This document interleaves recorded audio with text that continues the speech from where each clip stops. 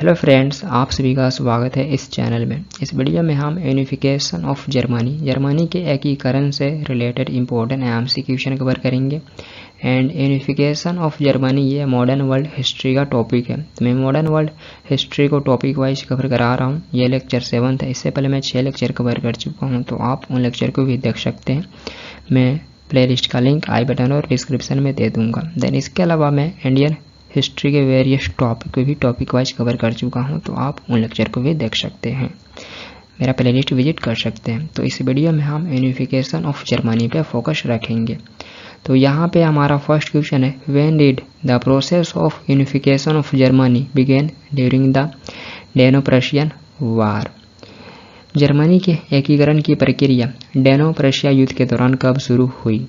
तो option B right answer 1864, लगभग 1864 के आसपास में शुरू हुई थी। तो 1864 के आसपास में डेनो-प्रशियन वार के दौरान प्रशिया के द्वारा Danish province Schleswig and Holstein को अनेक्स कर किया गया था। तो इस प्रोसेस से यूनिफिकेशन ऑफ जर्मनी शुरू हुई 1864 में। तो ऑप्शन बी राइट आंसर है। Next, in which battle was Austria defeated by Prussia in 1866? 1866 में ऑस्ट्रिया को प्रशिया ने किस युद्ध में पराजित किया था? तो ऑप्शन ए राइट आंसर है, battle of Sadowa. Battle of Sadowa में प्रशिया ने ऑस्ट्रिया को पराजित किया था। तो ऑप्शन ए राइट आंसर है। एंड ये बैटल 1866 में हुआ था। तो ऑप्शन ए राइट आंसर है। Next, which one of the German states led to German unification? German राज्यों में से किस एक ने जर्मन एकीकरण का नेतृत्व किया? तो यहाँ पे बताना कि इस एक स्टेट के द्वारा जर्मन यूनिफिकेशन का नेतृत्व किया गया था। तो ऑप्शन सी राइट आंसर है, प्रशिया, या इसे उच्चारण प्रशा भी किया जाता है। तो प्रशा या प्रशिया के द्वारा जर्मन यूनिफिकेशन का नेतृत्व किया गया था। तो ऑप्शन सी राइट आंसर है। एंड यहाँ पे मैं नेक्स्ट क्वेश्चन कवर करने से पहले बताना चाहता हूँ कि ये मॉडर्न वर्ल्ड हिस्ट्री का टॉपिक वाइज ई बुक है। ये आपको PDF फॉर्म में मिलेगा। तो ये आपको स्टोर पे मिल जाएगा, इसे आप परचेस कर सकते हैं। लिंक मैं डिस्क्रिप्शन और कमेंट बॉक्स में दे दूँगा। तो यहाँ से जाकर आप इसे परचेस कर सकते हैं। ये एक टॉपिक वाइज ई बुक है जो आपको PDF फॉर्म में मिलेगा। एंड ये एक और ई बुक है, बट इसमें से अभी ancient Indian and governor general and viceroy, ये दोनों टॉपिक अभी अंडर डेवलप में। जब ये दोनों कंप्लीट हो जाएंगे तो इसे भी अपलोड कर दूंगा, आप इसे भी एक्सेस कर सकते हैं, बट इसमें भी टाइम लगेगा। तो अभी आपको medieval Indian, modern Indian and modern world history, ये 3 टॉपिक आपको स्टोर पे मिल जाएंगे, आप इन्हें परचेस कर सकते हैं। नेक्स्ट है, the ruler of Prussia during the unification of Germany was. Germany के एकीकरण के दौरान प्रशिया का शासक कौन था? तो यहाँ पे प्रशिया का रूलर बताना, प्रशिया का उस समय रूलर कौन था? तो ऑप्शन बी राइट आंसर है, केसर विलियम फर्स्ट। केसर विलियम फर्स्ट ये प्रशिया के किंग थे यूनिफिकेशन ऑफ जर्मनी के दौरान। तो ये 1861 से 1871 जर्मनी के यूनिफिकेशन तक ये प्रशिया के किंग थे। देन इसके बाद ये पहले जर्मन एम्परर या केसर बने हुए थे 1871 में। तो यूनाइटेड जर्मन के ये पहले एम्परर या केसर बने हुए थे जो 1888 तक थे। तो 1861 से 1871 तक ये प्रशिया के किंग थे। तो ऑप्शन बी राइट आंसर है। नेक्स्ट है, who was the prime minister of the Prussian king Kesar William first? Prussian king Kesar William first के प्राइम मिनिस्टर कौन थे? तो ऑप्शन सी राइट आंसर है, Otto von Bismarck. Auto von Bismarck ये Prussian king केसर William first के prime minister थे। And 1871 से 1890 तक जर्मन एम्पायर के पहले चांसलर भी बने थे। बिस्मार्क ये 1871 से 1890 तक जर्मन एम्पायर के पहले चांसलर भी थे। तो ये भी एक इम्पोर्टेंट फैक्ट है। नेक्स्ट है, what was the policy of Bismarck in the unification of Germany? Germany के एकीकरण में बिस्मार्क की नीति क्या थी? तो ऑप्शन ए राइट आंसर है, ब्लड एंड आयरन। तो जर्मनी को यूनिफाइड करने के लिए बिस्मार्क की नीति को ब्लड एंड आयरन के रूप में जाना गया। तो ऑप्शन ए राइट आंसर है। नेक्स्ट है, who was the main architect for the unification of Germany. Germany के एकीकरण का मुख्य वास्तुकार कौन था। तो यहाँ पे मेन आर्किटेक्ट बताना, मेन आर्किटेक्ट कौन था।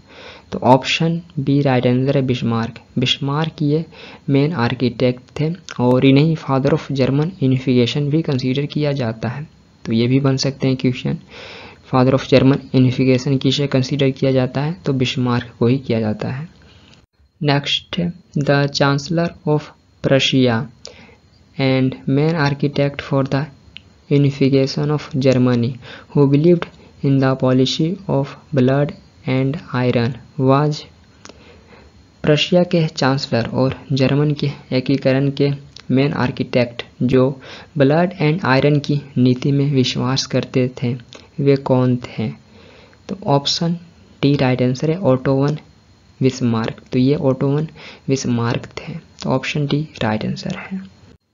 Next, what were Bismarck's policies which led to the unification of Germany. Bismarck की कौन सी नीतियाँ जर्मनी के एकीकरण का कारण बनी। तो ऑप्शन डी राइट आंसर है all of the above. Driving out Austria from German states association. तो ऑस्ट्रिया को जर्मन राज्य के संघ से बाहर निकालना। द नेक्स्ट है spreading German nationalism by appropriating culture and traditions. संस्कृति और परंपराओं को अपनाकर जर्मन राष्ट्रवाद में प्रचार प्रसार करना, ये भी सही है। द नेक्स्ट है carrying out administrative and military reforms. प्रशासनिक और सैन्य सुधार लागू को इम्प्लीमेंट करना, तो ये भी बिस्मार्क की पॉलिसीज नीतियाँ थी। नेक्स्ट है, after which of the following wars was the unification of Germany completed. निम्नलिखित में से किस युद्ध के पश्चात जर्मनी का एकीकरण कंप्लीट हुआ। तो ऑप्शन सी राइट आंसर है battle of sedan. Battle of sedan के बाद कंप्लीट हुआ था। तो बैटल ऑफ सेडान सितंबर 1870 में फ्रेंको प्रशियन वार के दौरान लड़ा गया था एंड इस बैटल के परिणाम स्वरूप emperor Napoleon third and 1 lakh से अधिक ट्रूप्स को कैप्चर कर लिया गया था। तो बैटल ऑफ सेडान के बाद यूनिफिकेशन ऑफ जर्मनी कंप्लीट हुआ था। तो ऑप्शन सी राइट आंसर है। नेक्स्ट है, the 3 famous wars that led to the unification of Germany were. Germany के एकीकरण के लिए रिस्पॉन्सिबल 3 फेमस युद्ध थे। तो ऑप्शन ए राइट आंसर है war with Denmark, Austro Prussian war and Franco Prussian war. तो जर्मनी के एकीकरण के लिए 3 फेमस युद्ध रिस्पॉन्सिबल थे। तो फर्स्ट था डेनमार्क के साथ में जो 1864 में हुआ था। Then second battle Austro Prussian war जो 1866 में हुआ था एंड थर्ड फेमस वार था फ्रेंको प्रशियन वार जो 1870 से 1871 के बीच में हुआ था। तो ये 3 फेमस वार थे जो जर्मनी के यूनिफिकेशन में रिस्पॉन्सिबल थे। तो ऑप्शन ए राइट आंसर है। Next, which of the following statements is true about the 1870 Franco Prussian war. 1870 के फ्रेंको प्रशियन युद्ध के बारे में निम्नलिखित में से कौन सा कथन सत्य है। तो यहाँ पे बताना है कौन कौन से स्टेटमेंट सत्य हैं। तो नीचे दिए गए कोऑर्डिनेट से करेक्ट आंसर को सिलेक्ट कर बताना है। ऊपर में दिए गए कौन कौन से स्टेटमेंट सत्य हैं। तो ऑप्शन सी राइट आंसर है 3rd and 4 only. It ended the supremacy of France. इससे फ्रांस की सर्वोच्चता समाप्त हो गई। Then it resulted in the unification of Germany. इसके परिणाम स्वरूप जर्मनी का एकीकरण हुआ। तो ये स्टेटमेंट सत्य है 1870 फ्रेंको प्रशियन वार से संबंधित। तो ऑप्शन सी राइट आंसर है 3rd and 4 only. Next, in which year did the unification of Germany take place. Germany का एकीकरण किस वर्ष हुआ था। तो ऑप्शन सी राइट आंसर 1871 1871 में यूनिफिकेशन ऑफ जर्मनी हुआ था। तो ऑप्शन सी राइट आंसर है। Next, the Prussian king William I was proclaimed German emperor in a ceremony held at Versailles in Prussian king William first को कब Versailles में आयोजित एक समारोह में जर्मन एम्परर घोषित किया गया था? तो ऑप्शन बी राइट आंसर है जनवरी 1871। तो लगभग 18 जनवरी 1871 को वर्सेल्स में आयोजित एक समारोह के दौरान पर्शियन किंग विलियम फर्स्ट को जर्मन एम्परर घोषित किया गया था। तो ऑप्शन बी राइट आंसर है जनवरी 1871। नेक्स्ट है the only man who could juggle with 5 balls which at least 2 were always in air who said it। तो यहाँ पे बताना है केवल वही व्यक्ति एक ऐसा बाजीगर था जो एक साथ 5 गेंदों के साथ करतब दिखा सकता था जिनमें से कम 2 हमेशा हवा में ही रहते थे। तो ये किसने कहा था?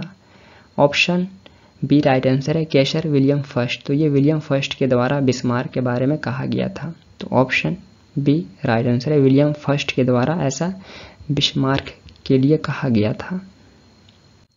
नेक्स्ट है what was the most powerful German state before 1871।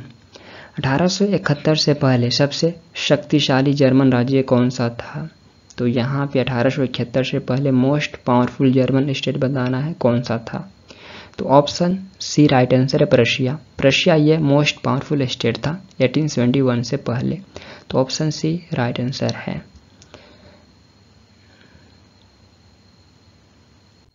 Next है Frankfurt treaty was made in 1871 between.